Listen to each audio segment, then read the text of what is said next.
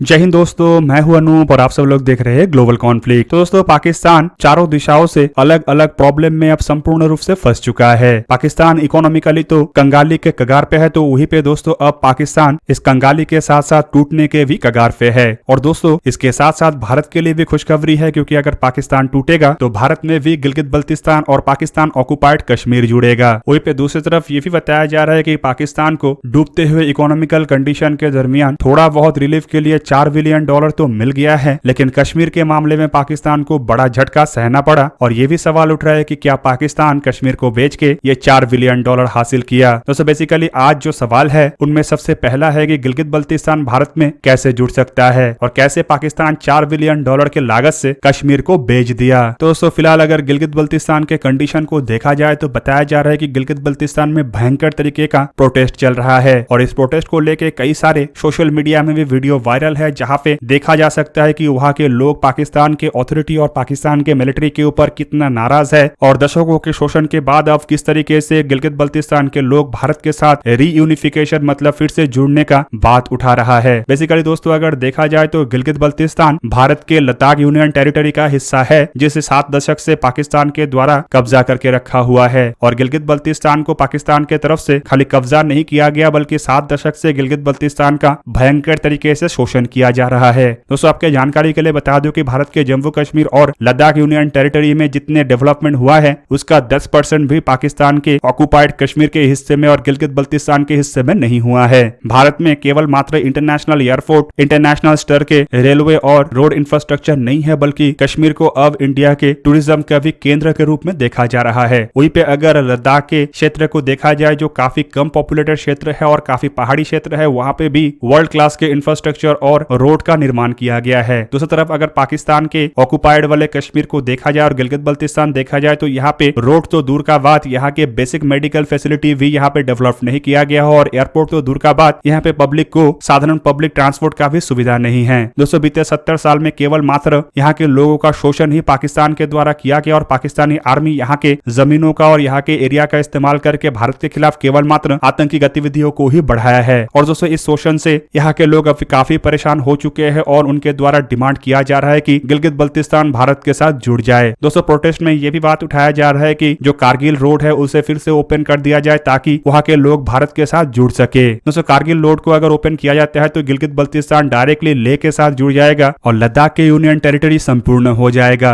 वहीं पे दोस्तों, आपके जानकारी के लिए बता दूं, पाकिस्तान ऑक्युपाइड कश्मीर के जो तथाकथित प्राइम मिनिस्टर है मतलब राजा फारूक हैदर के तरफ से भी बताया गया है कि पाकिस्तान के जो अथॉरिटी है उनके तरफ से गिलगित बल्तिस्तान के अंदर जो पॉलिसीज को अपनाया जा रहा है उसे बंद किया जाए और लैंड ग्रैबिंग के जो काम को अंजाम दिया जा रहा है उसे भी रोका जाए। दोस्तों, लैंड ग्रैबिंग मतलब यहाँ के लोकल लोगों के जमीन को हथियाना। दोस्तों, अब तक तो यहाँ के लोकल लोगों के जमीन को हथिया के पाकिस्तान के द्वारा चाइना को दिया जा रहा था और चाइना की तरफ से यहाँ पे रिसोर्सेज को निकाल के अपने देश ले जाया जा रहा था। तो वहीं पे दोस्तों अब खबर ये आ रहा है कि गिलगित बल्तिस्तान में पाकिस्तानी आर्मी की तरफ से भी लैंड ग्रैबिंग का काम शुरू किया गया है और लैंड ग्रैबिंग के माध्यम से यहाँ पे DHO को बनाया जा रहा है, जो कि पाकिस्तान के आर्मी के एक हाउसिंग सोसाइटी का बिजनेस है और पाकिस्तानी आर्मी यहाँ के लोगों के जमीन को हथिया के ये बिजनेस को आगे बढ़ा रहा है और पैसा कमा रहा है। दोस्तों, इन हरकतों की वजह से गिलगित बल्तिस्तान के लोग खाली परेशान नहीं है, बल्कि वो अब समझ चुके हैं कि भारत के साथ ही उनका सुनहरा भविष्य है और अगर भारत के साथ होते तो उनका जमीन नहीं जाता और ना ही उन्हें आज इस दुर्दशा में रहना पड़ता। दूसरी तरफ दोस्तों, हाल ही के रिपोर्ट में बताया जा रहा है कि पाकिस्तान के द्वारा इस इकोनॉमिकल कंडीशन से थोड़ा बहुत राहत के लिए $4 बिलियन के फंडिंग को हासिल किया गया। हालांकि इसमें बताया जा रहा है कि पाकिस्तान को करीबन $1 से $2 बिलियन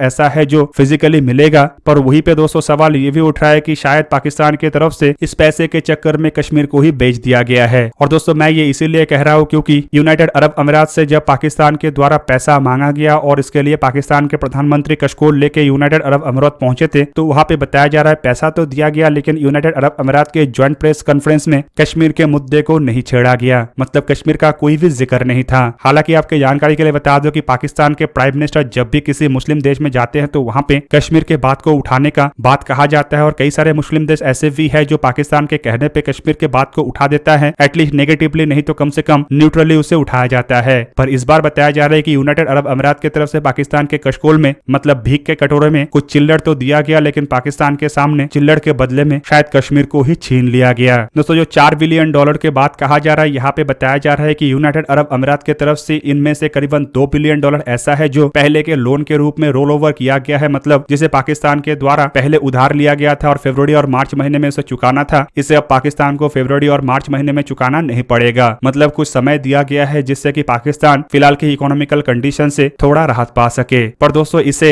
संपूर्ण रूप से माफ नहीं किया गया है, बल्कि पाकिस्तान को ये $2 बिलियन भी चुकाना पड़ेगा, हालांकि थोड़ा समय बाद। इसके अलावा यूनाइटेड अरब अमीरात की तरफ से $1 बिलियन के पाकिस्तान को सपोर्ट देने का भी बात कहा गया है और सऊदी अरेबिया से पाकिस्तान को एक एग्रीमेंट करने का मौका मिला है। और दोस्तों आपके जानकारी के लिए बता दूं कि ये agreement Saudi fund for development के अंतर्गत है, जिसमें पाकिस्तान को $1 बिलियन के ऑयल इंपोर्ट का ऑफर दिया गया है और वो भी ओवर ड्यू पेमेंट के साथ। मतलब पाकिस्तान अभी $1 बिलियन के तेल सऊदी अरेबिया से ले पाएगा और इसका पेमेंट जो है ये पाकिस्तान कुछ समय बाद कर सकेगा। मतलब उधारी में $1 बिलियन के तेल देने का बात कहा गया है। सिंपली दोस्तों अगर देखा जाए तो यहाँ पे फिजिकली पाकिस्तान को तो $1 ही बिलियन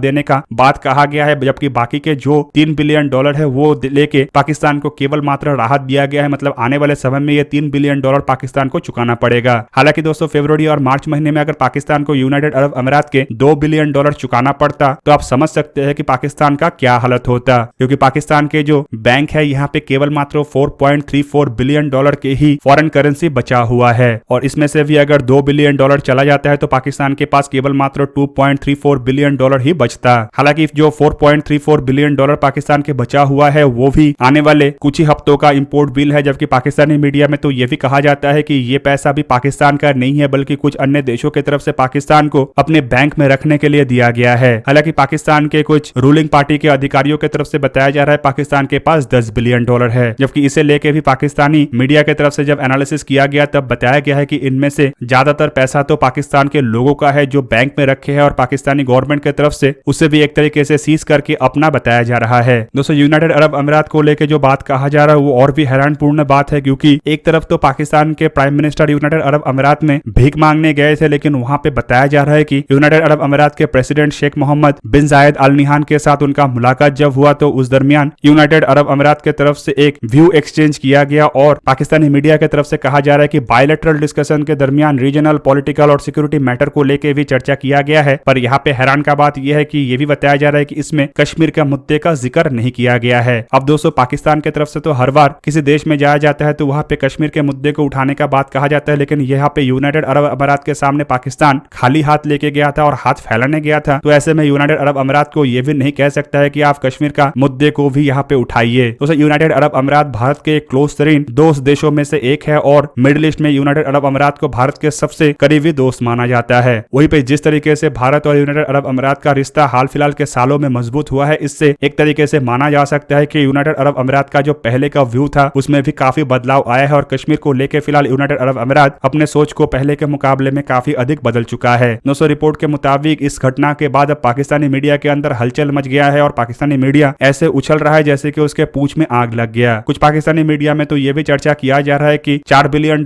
के लिए पाकिस्तान के द्वारा कश्मीर को बेच दिया गया है और इसी कारण यूनाइटेड अरब अमीरात के अंदर कश्मीर के मुद्दे को उठाया ही नहीं गया है और किसी भी तरीके से कहीं भी कश्मीर का कोई जिक्र नहीं है। पर दोस्तों यहाँ पे यूनाइटेड अरब अमीरात की तरफ से कश्मीर का जिक्र किया जाए या ना किया जाए, लेकिन गिलगित बल्तिस्तान के अंदर जो घटना घट रहा है ये पाकिस्तान के लिए और परेशान पूर्ण है, क्योंकि इससे भारत के जो कश्मीर को संपूर्ण करने का इरादा है वो भी मजबूत हो रहा है और शायद किसी भी तरीके का कोई भी मिलिट्री का हस्तक्षेप का और आने वाले समय में आवश्यकता ना पड़े, बल्कि पाकिस्तान ऑक्युपाइड कश्मीर और गिलगित बल्तिस्तान के लोग के द्वारा ही वहां पे प्रोटेस्ट और आंदोलन के साथ पाकिस्तान से अपने आप को संपूर्ण अलग कर लिया जाए और भारत के साथ जुड़ते हुए कश्मीर के संपूर्ण करने का सपने को भी पूरा किया जाए। तो दोस्तों ये था आज का वीडियो। अगर आपको वीडियो अच्छा लगा तो लाइक कीजिए और मेरे चैनल को सब्सक्राइब कीजिए और साथ में बना हुआ बेल आइकन को भी प्रेस कर दीजिए ताकि आप मेरा वीडियो देख पाए सबसे पहले। जय हिंद।